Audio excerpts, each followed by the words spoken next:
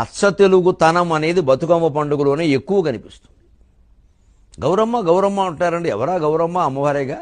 మొదటి రోజు ఎంగిలి పూల బతుకమ్మ, ఇలా రెండవ రోజు అటుకుల బతుకమ్మ, మూడో రోజు ముద్దపప్పు బతుకమ్మ, నాలుగో రోజు నానబియ్యం బతుకమ్మ, ఐదవ రోజు అట్లు దోశలు అనమాట అట్ల బతుకమ్మ, ఆరో రోజు అలిగిన బతుకమ్మ. విశేషం, ఆ రోజు అలుగుతుంది ఆవిడ, ఆడపడచు అలిగినట్టు ఆ అలక తీరుస్తారు.